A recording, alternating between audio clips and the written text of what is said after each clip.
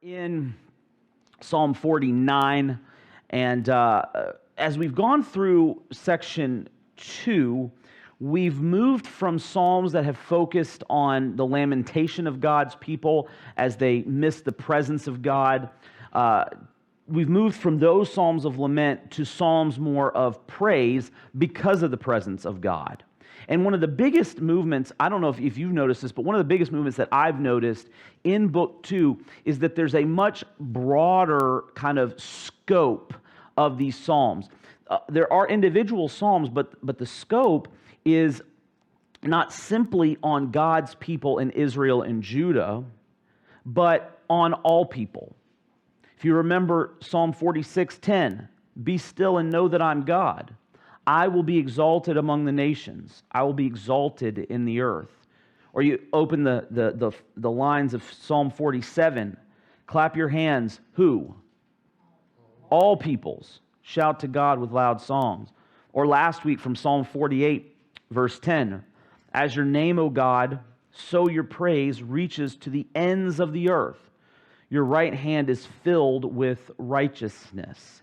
So in many respects, the lamentation of Psalm 42 through 44 anticipates the broadening of the global recognition of God's sovereignty and the appropriate praise He is due. Now, one of the reasons that we saw in those first 3 chapters in this section that the people were lamenting is they longed for the presence of God. And one of the periods of the history of God's people is that period of exile, where they were taken from the promised land into Babylon, and they literally were removed in their minds from the presence of God. Because even though we know God's everywhere, and they knew God was everywhere, and God is not bound by borders, they still had this mentality of the temple was the seat of God's presence. And when you're away from the temple, then you're away from God's presence, you're away from the worshiping community, and they longed for that. But why did they go into exile? Why were they sent into exile? Idolatry. And they turned their back on God. And they turned their back on one another. They were radically disobedient to the Lord, and that played out in their relationships to one another. So God got their attention. He disciplined them as a father disciplines his children, and they were taken into exile, and there's this lamentation. So and was that the first time that they had been unfaithful to God? No. I mean, as soon as they leave Egypt, they're complaining. As soon as they leave Egypt, they're building golden calves and bowing down and worshiping those. They have this cycle of faithlessness and ingratitude. And so the blessing of God's people to the nations has to come by a different route. So it anticipates the access to and the elevation of all people praising God, which for us, we look back and go, oh, that makes sense, because none of us in this room is Jewish, right? Am I wrong? Is anybody an ethnic Jew that I just don't know about? But that's where we come in, because the praise of the Gentiles was anticipated, and the psalmist talks about that. But it's not just the praise that everyone is called to, but also the wisdom and the instruction of God is not simply for the Jewish people, the people of Israel and Judah, but is also for all people. And this is where Psalm 49 comes in, because Psalm 49 is a wisdom psalm. It's wisdom literature. We talked about proverbial psalms in the previous videos. Psalm 37, several verses in Psalm 34. Psalm 1 actually opens the whole book of Psalms with a very beatific sort of a proverb about the godly person. These are hallmarks of proverbial psalms in this book.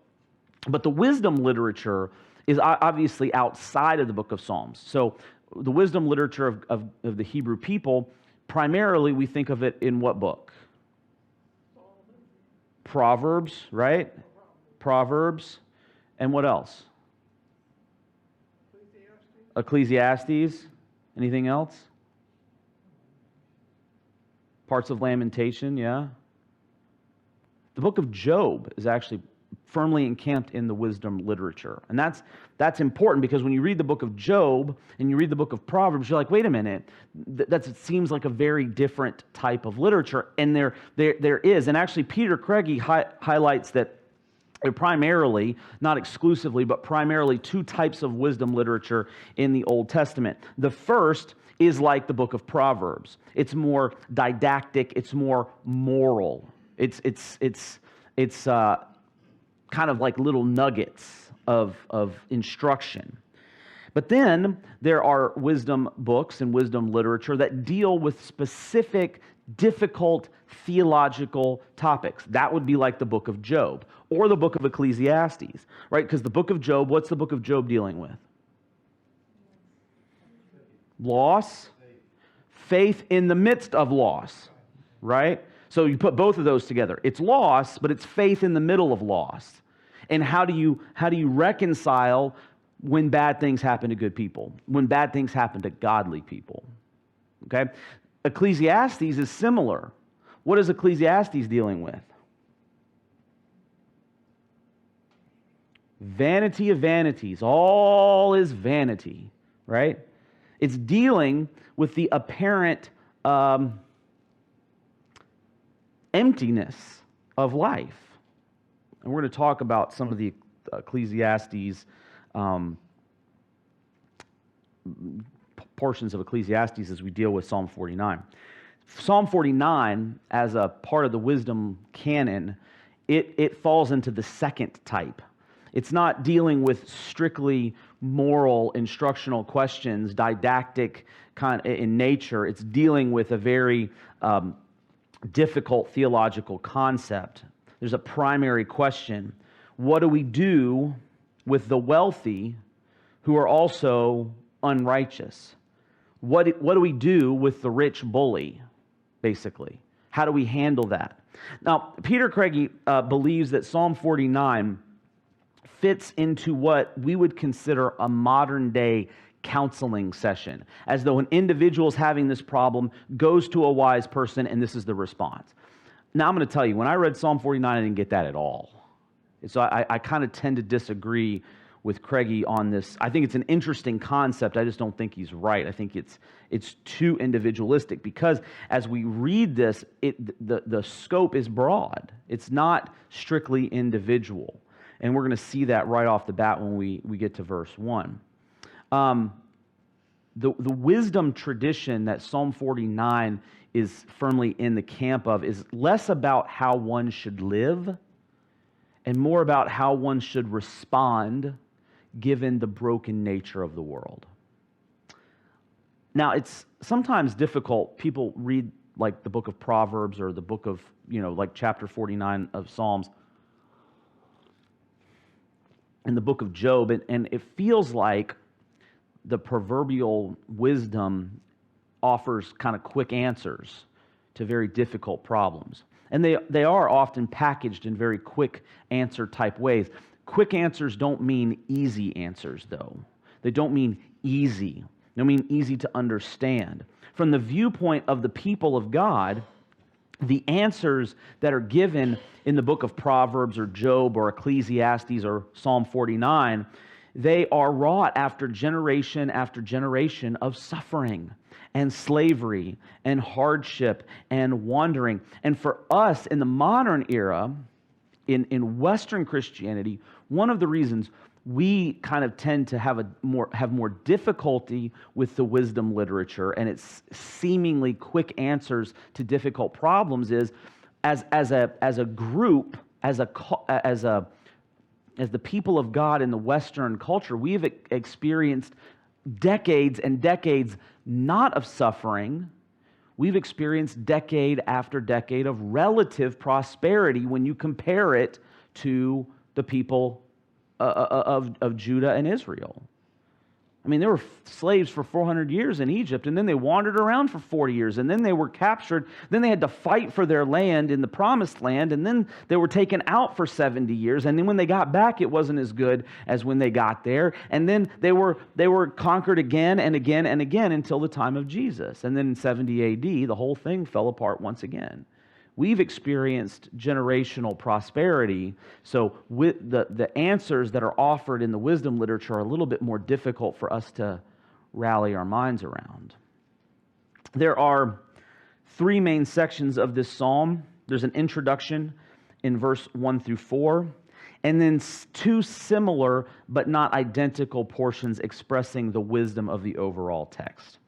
And I'm gonna give you guys a break because it's 20-something verses this week. So I'm gonna read this to you, but I'm gonna have it on the screen so that you can see it. We start with an invitation to be a part of this wisdom conversation. This is what the writer writes. Hear this, all peoples. Give ear, all inhabitants of the world, both low and high, rich and poor together. My mouth shall speak wisdom, the meditation of my heart shall be understanding. I will incline my ear to a proverb. I will solve my riddle to the music of the lyre. As I mentioned in the review, Psalm 49 continues the more global kind of focus of these psalms. It begins with the expressing that the wisdom of God is not exclusive to God's people, but the wisdom of God is available to whom? To all people. And the invitation is to all people, all inhabitants of the world. And he goes on to talk not just about all the inhabitants of the world, but he makes a very specific point to say that the high and the low, the rich and the poor, together are invited to hear. The address is explicitly not to God's people, or not just to God's people. The problems and the questions that are going to be offered here are then not just related to the covenant relationship that God has with his people, but it's going to be based on the relationship that God has with all people, and that there is absolutely no distinction between the high and the low, and the rich and the poor. Now, when we get into the meat of this psalm, this specific invitation to the rich and poor is going to seem somewhat ironic, because the focus of the problem in the later parts of the psalm is on the poor. And this introduction, this invitation, shows us at least three things about the rich and the poor. If you are wealthy, there's something to be learned about how you treat the poor from this psalm. Second, there's always someone richer than you, unless you're Jeff Bezos, I suppose. There's always someone richer, and that person might try to take advantage of you.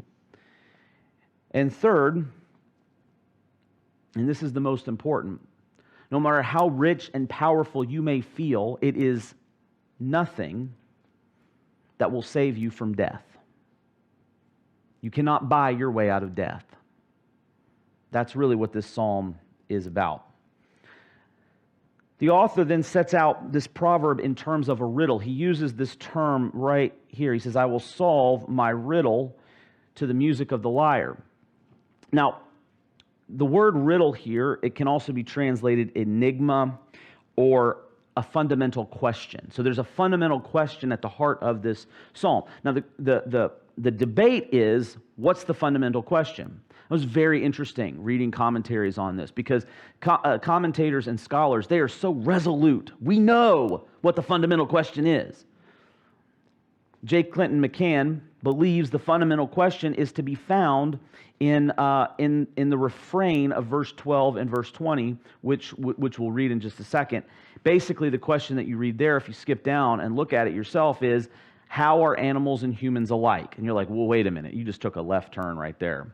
You're just talking about rich and poor and powerful and wealthy, and now you're talking about how animals and humans are alike. That's what McCann thinks is the fundamental question, because it's stated in verse 12 and verse 20. Others believe that the riddle is found in the question in verse 5 and 6. Why should I fear the wealthy when they try to cheat me? The issue over which question is in view is largely irrelevant, Because the overall purpose of Psalm 49 is to demonstrate that no matter how much material influence and wealth a person attains, no matter how much power a person accumulates here on this earth, they are, like the animal world, destined for the grave. This is going to be a real happy psalm, by the way. Real uplifting. And this, to McCann's point, this is how animals and humans are alike.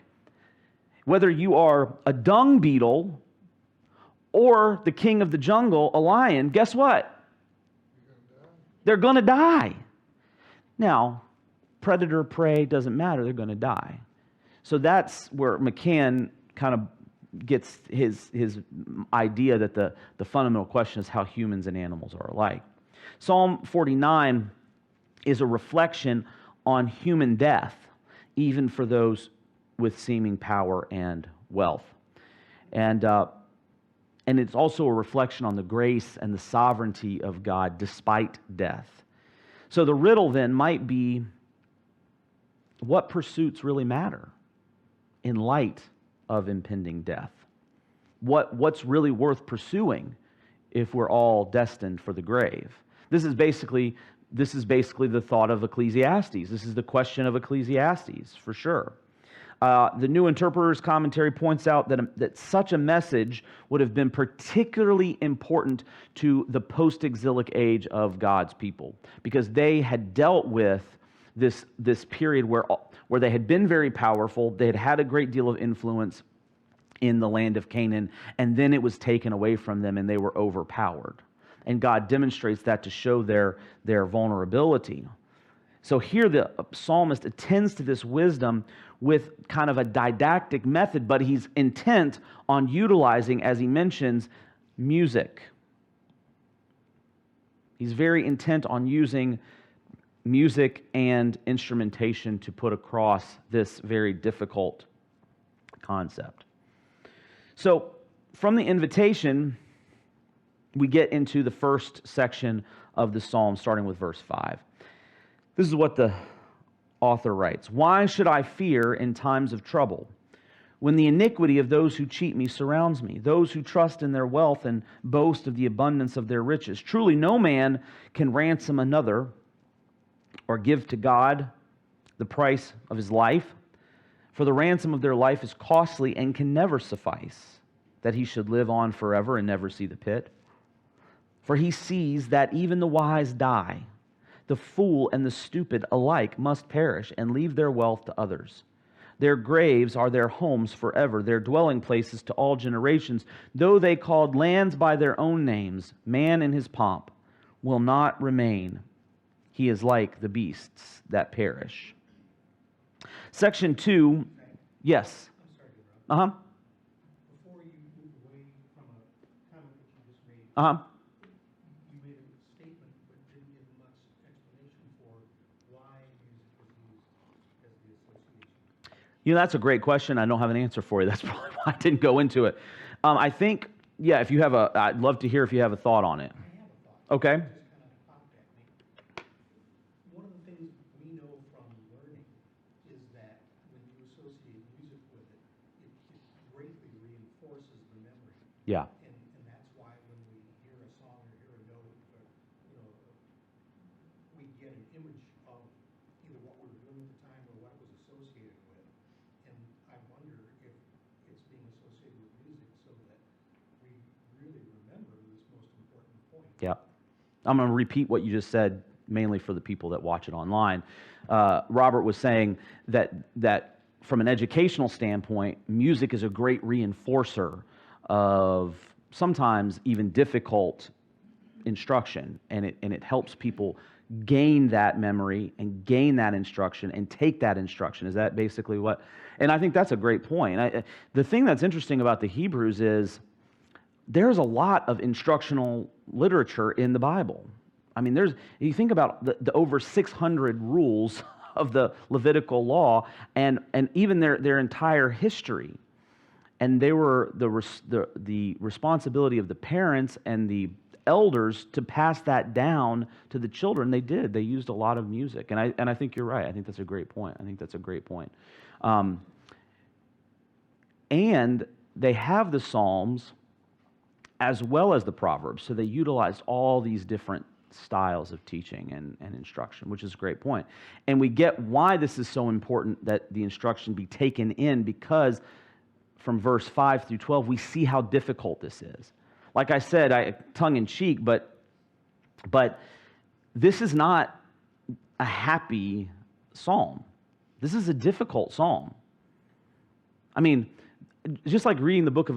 Does anybody like reading the book of Ecclesiastes? Like, it lights you up to read the book of Ecclesiastes?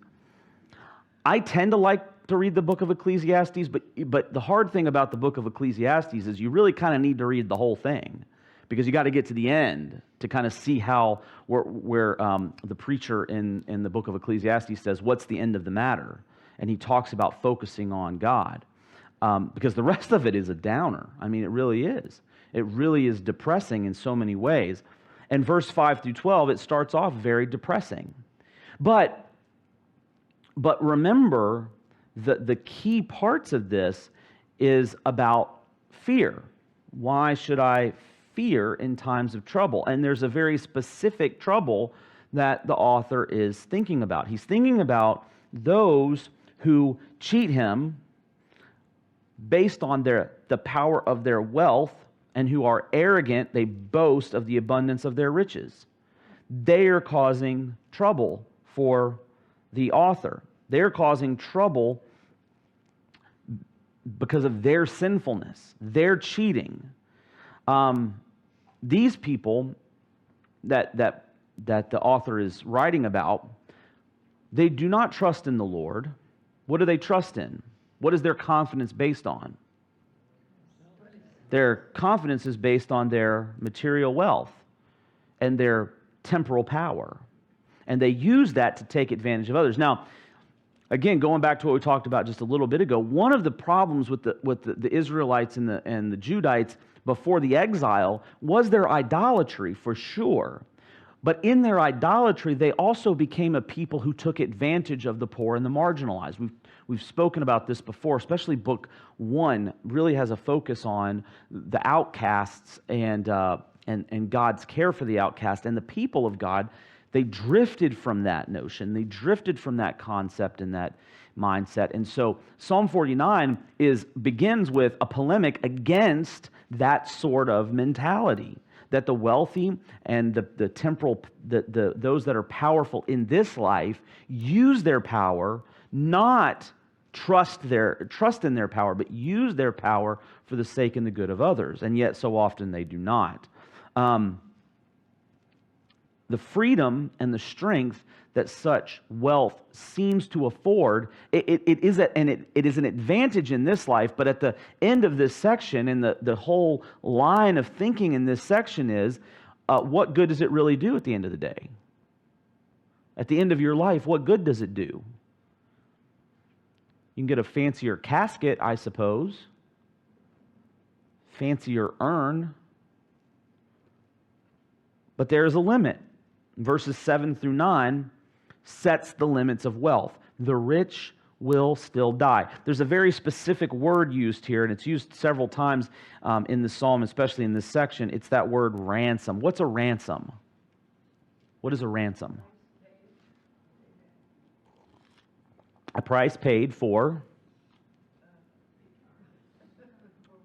the life of... It's the price paid for the life of someone. It's the price paid for the life of someone. You know, you think about someone who needs to be ransomed. It's their life for this specific amount of money. And death is coming for everybody. And who can pay a ransom to exchange with death so that you get out of it? Well, nobody. Nobody can. There is no payment that can be made which will release a person from the bonds of death. The ransom, if it is there, it's far too high for anyone to pay. They cannot escape the pit. This is a pretty consistent image of death. They talk about going to the pit the pit of Sheol. They cannot live forever. They will, in fact, see the pit. Death is considered the great equalizer. Verse 10 puts it in the way that all the wealth that a person has, they can't take it with them. What do they have to do with the wealth that they have? They got to give it to someone else. They've got to give it to someone else. For he sees that even the wise die, the fool and the stupid alike must perish and leave their wealth to others. In this way, it's a reflection of Ecclesiastes chapter 2, verses 12 and following. If you read Ecclesiastes 2:12 and then kind of following that, that's one of the big complaints that the teacher or the preacher has. And what Psalm 49 does, which is also kind of reflected in Ecclesiastes, is it expands it, not just the rich and the well and the powerful, but also the fool and the wise. There is no personal superiority, and human sovereignty is completely false. The rich and the powerful, the educated, the uneducated, they may feel some sense of security in the homes that they have made for themselves.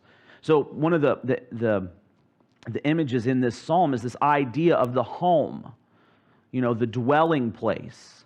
And the rich in this life, they have mansions, palaces, places of great comfort. The educated, they gain this education so that they have a sense of security. But where is their ultimate home going to be?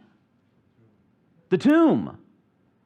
Again, really, really uplifting psalm here. The stark reality is that there is no security that you can pay for or build. Their home is the grave. It's a vivid sort of image. And then verse 12, this is where the comparison is made from human beings. Man is like the beasts that perish. I like this word here, this word pomp. What is pomp? It's an over-the-top kind of display of arrogance and of seeming superiority. The pomp will not remain. Just like the dung beetle, they're going to die. Same result. These who have spent so much time and effort to secure their place in the world, they find that there's no security in this world. Not really. The only certainty they have is that they will indeed die. Now, we hope that there's another side to this psalm, right? Good thing it doesn't end there. Verse 13. This is the path of those who have foolish confidence. And yet after them people approve of their boasts. And then there's the word Selah. Like sheep, they are appointed for Sheol. Death shall be their shepherd, and the upright shall rule over them in the morning. Their form shall be consumed in Sheol with no place to dwell. But God will ransom my soul from the power of Sheol, for he will receive me. Be not afraid when a man becomes rich, when the glory of his house increases. For when he dies, he will carry nothing away. His glory will not go down after him. For though while he lives, he counts himself blessed, and though you get praise when you do well for yourself, his soul will go to the generations of his fathers, who will never again see light. Man in his pomp, yet without understanding, is like the beasts that perish. The negative assessment of verse 5 through 12 that's sought to shine light on equality, the equality of all people, is revealed in death itself. Those who ignore that lesson, they're described very specifically as fools. In wisdom literature, the fool is always the butt of the joke.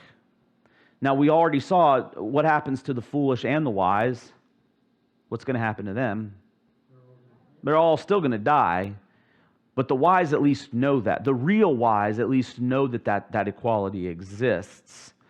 Those who ignore the lesson and still seek to trust in wealth and power and honor, it's insipid. It's foolish. And anyone who follows after such path, they're called sheep. This is where we get another reference to the equation of a person with a beast or an animal. Those sheep are destined for death, just like the rich and the powerful. Now, the first part of 14 seems pretty straightforward. The image of death as a shepherd gets ready to demonstrate the contrast with the righteous. What does a shepherd do? A shepherd is a guide. A shepherd is a guide for someone who needs guidance. And what the author is saying, by putting death, personifying death in the role of the shepherd, is essentially that those who trust in wealth, those who trust in their power, they're basically being led like a sheep with a shepherd toward death, because they have put all of their energy and their efforts in this life toward an end that doesn't eternally or ultimately matter. The upright or the righteous are then in a position of authority. Now, there are some English translations. If you look at verse 14, right here, it says, "The upright shall rule over them in the morning." Now, does anyone have a translation where that is absent? The mention of the upright or the righteous. Does anyone have a translation where that's absent? Some translations actually take that out. If you have the NRSV, which I don't think we have any, might have some over there. This one got it in parentheses like it was an add-in or something. Yeah. And actually, the reverse is true. Most scholars believe the mention of the upright was original and then taken out in later drafts, or it was accidentally deleted, and so it was added later. So what happens is when you get something like this, the upright shall rule over them in the morning, and it's not found in some manuscripts, but it's found in other manuscripts. What you get is commentators are very divided about the focus of a particular passage, and that is especially the case here. So if you took this out, it begins to change the meaning of the chapter overall. Peter Craigie from the Word Bible Commentator believes these words come from the wealthy who wrongly assume that their positions of power and privilege will gain them privilege in death. McCann, on the other hand, assuming the mention of the upright in verse 14, he believes that's original and deserves to be in there, believe these words come from, as you would read it naturally, come from the upright, who are in contrast to the wealthy who put their trust in their richness, in their money. Contrasted to that, the upright put their trust in the Lord. And as you see later, who is the only person that could pay the ransom for death? Right here, God will ransom my soul.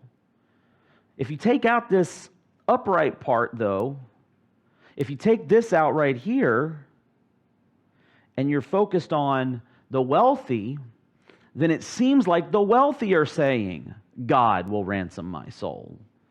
Because of their position of power, they think God will give them that ransom. You see how it changes the meaning? This is why translations are important to us today, and doing our research on these things is important today. So which one's right? Well, Peter Craigie's assessment of Psalm 49, taking out the mention of the upright, and having this line of thinking that is focused on the wealthy throughout, that is a more consistent reading throughout the psalm. The psalm only focuses on the wealthy. It only focuses on the equality of all people and the fact that death is the great equalizer. McCann, on the other hand, shows that the author will pull focus from the wealthy, the rich, and focus then on the righteous in a way that is very much in keeping with the vast majority of the Psalms. And it's a way of furthering the comment on the foolishness or the stupidity of trusting in anything else but the Lord. Whatever the case, by the way, I think the upright shall rule over them in the morning. I think that is part of the original, and we should read it as such. But whatever the case may be, verse 16 brings about the question presented in verse 1, but states it as an imperative. So in verse 16, be not afraid when a man becomes rich, when the glory of his house increases. That's a restatement of the question in verse 1. Not verse 1, verse 5, sorry, verse 5. Why should I fear in times of trouble? Yes, go ahead.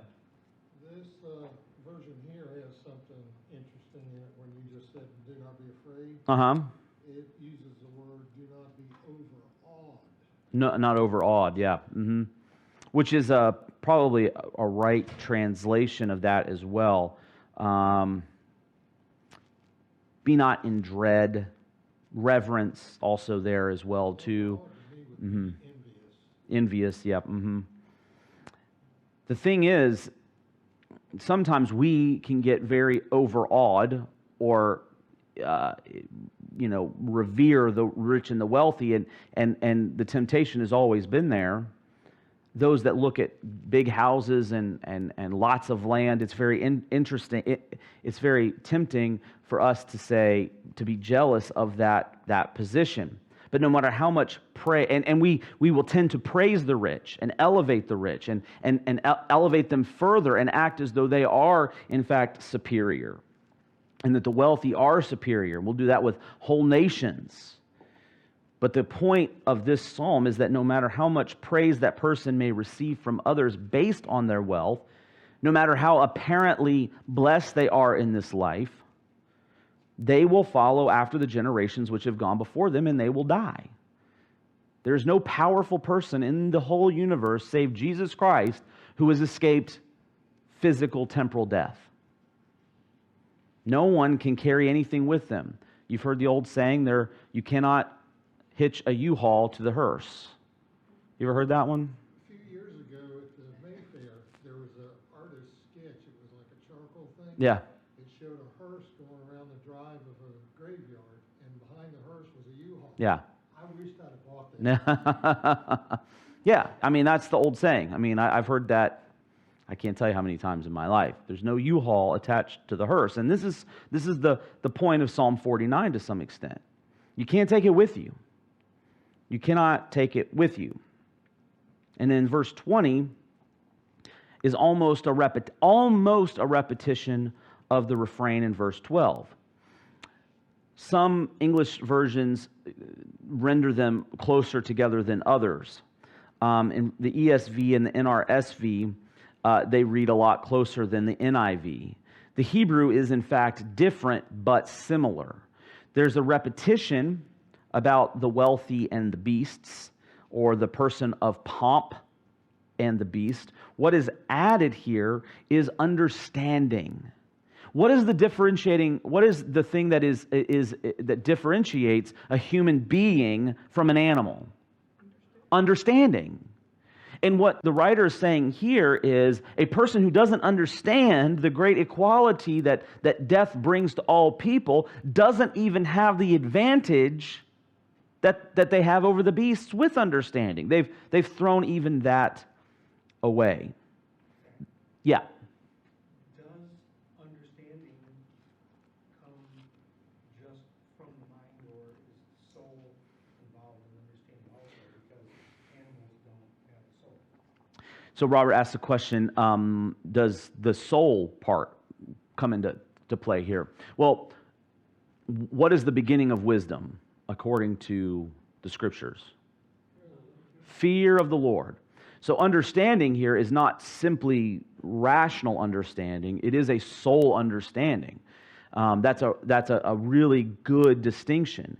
And what the author is saying here, I believe, is that those who don't trust in the Lord or have that fear of the Lord, they can never even have the rationality that we even have over the animals. So there's these multiple layers of meaning here in this part of the refrain, which I think is really significant and ties back to all of the wisdom literature. The fear, the reverence, the awe that some people have for the wealthy, that's owed only to the Lord.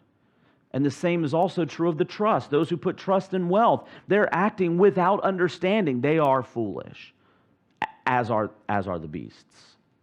Seems as though they should have put, the author should have put verse 15 at the bottom. It trumps the whole passage. Well, and see, so verse 15, again, a lot of it depends on if that upright will rule over them is original or not. To what you're saying, Carol, there's a point, but the other part of that too is in Hebrew, a lot of, not all, not exclusively, in a lot of Hebrew poetry, the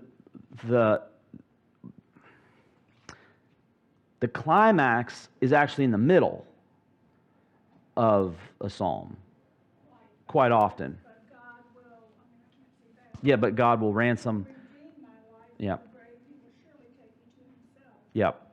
It's the doxology. I mean, it's the It does seem like the doxology of it. It does. It does. But again, a lot of it depends on if the upright shall rule over them in the morning, if that's original or not. Because if it's not, then this phrase, but God will ransom my soul from the power of Sheol, for he will receive me, is not coming from the upright, it's coming from the wealthy, who believe that their position of wealth affords them a position of power even before God. I don't happen to believe that. I happen to believe that the upright portion is part of it.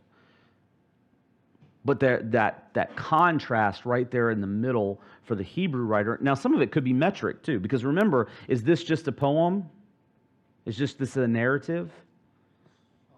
It's a song, very explicitly a song. And you know how songs go. The grammar is pretty well lacking in songs because you want things to work out. But the idea then is for the memory of the individual learning this. Yeah, Bruce. As depressing as this whole thing is this one that should be sung musically? Oh yeah, for sure. For sure. I mean, I would think so. There's some debate about the Psalms of the sons of Korah, but remember, the Korahites were the song leaders of the temple. They were the song leaders. So at the very least, what we should take away from that is that any psalm attributed to the sons of Korah was almost, we can almost guarantee it was set to music in some way, shape, or form. Maybe even multiple forms of music, multiple types of music. Yeah, Kay. Jumping ahead a little bit with all this being said, then you look at 18. Mm-hmm. Though while he lives, he counts himself blessed. So there's a knowledge that though we are all in this room, obviously, are of the wealthier people Mm-hmm. around, so we consider ourselves blessed. Yep. So, Well, and I think, so Kay said, there is an acknowledgement of blessing there. And I think that, like Peter Craigie looks at that, and that's why he determines, or his determination is that the portion about the upright has been added. It's not original and should be taken out because, and so in his mind, and I think to your point too, sometimes the wealthy act as though their position of wealth is a sign that God favors one community or one person over another. And favor is a very interesting word. Because what does Jesus say? What do the Beatitudes tell us? Blessed are the poor in spirit, for they will what? Inherit the kingdom. In fact, you go throughout the entire Beatitudes, there's not one mention of blessed are the wealthy. Now, that doesn't mean that temporal blessings aren't part of God's plan. It's just what does a person place their trust in? If you look at, for example, Luke chapter 12, I want to open this up for just a second. Luke chapter 12, verse 13, Jesus tells a parable. Someone in the crowd said to him, "Teacher, tell my brother to divide the inheritance with me." But Jesus said to him, "Man, who made me a judge or arbiter over you?" And he said to them, "Take care and be on your guard against all covetousness. For one's life does not consist in the abundance of his possessions." And he told them a parable, saying, "The land of a rich man produced plentifully. And he thought to himself, 'What shall I do? For I have nowhere to store my crops.' And he said, 'I will do this. I will tear down my barns and build larger ones, and there I will store all my grain and my goods. And I will say to my soul, soul, notice, I will say to my soul, soul, you have ample goods laid up for many years. Relax, eat, drink, be merry.' But God said to him, 'Fool, this night your soul is required of you, and the things you have prepared, whose will they be? So is the one who lays up treasure for himself and is not rich toward God.'" Jesus goes on with very famous words. He says to his disciples, "Therefore I tell you, do not be anxious about anything. What you'll eat, what you drink, what you put on your body.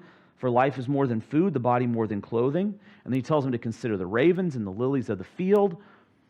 Jesus has a lot to say about a person and their wealth, because there is no resurrection for the person whose God is their wealth, whose God is their power, whose God is their own honor. There's no resurrection for that person. There's no resurrection for a person who's not rich toward God, as Jesus says there. Meaning one who has placed the value of their position with God. If the ultimate honor is your position with God. That's why Jesus can say it's harder for a camel to get through the eye of a needle than for a rich man to enter the kingdom of heaven. And what do the disciples say?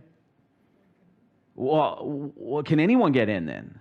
Because see, they had this kind of mentality. This is very prosperity gospel, that the temporal wealth must mean spiritual wealth, and it doesn't always. And Jesus actually says most of the time it's the opposite of that.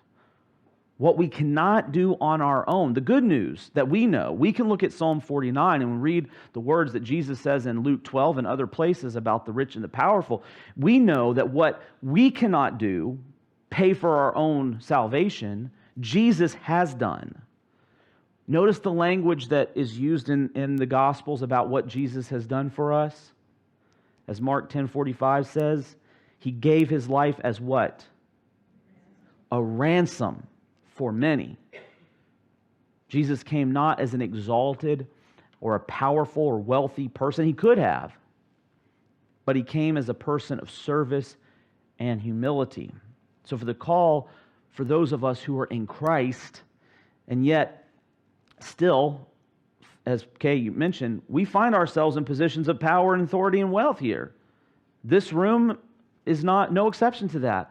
Our country, no exception to that. We find ourselves in positions of power and wealth and authority. So what does that mean for us? The question is, how can we demonstrate that our trust is not in our wealth, not in our positions of power, but that our trust is first and foremost in our position with Jesus Christ? This is where the gift of generosity comes in. This is where the gift of service comes in. To actively seek places to elevate others who are challenged economically, financially, physically, to actively seek ways to serve from a position not of our personal fortunes, but from our wealth in how we are positioned with God in Jesus Christ. Jesus had all the power of the cosmos. Jesus had all the wealth of the entire universe at his disposal. And what does he do with that power? And what does he do with that authority? He became low so that we might be elevated beyond death. Jesus is the embodiment, is the answer to the problem of Psalm 49. And see, for those in the post-exilic kind of community of faith of God's people, they looked to the Messiah to be the answer for the problem that we see in Psalm 49. Let's pray. Gracious God, thank you for the fact that you are the answer to the problem of death, the problem of our sin. And I pray, Lord, that we would be enabled to reach beyond our trust in our personal wealth and power, and that we would find our trust firmly planted in you. We pray, Lord, that as we find ourselves in places of temporal blessing, that we would use that for the good of others and for the elevation of your word and your gospel. We pray, Lord, that you would empower us to do that and motivate us to do that. In Jesus' name, amen.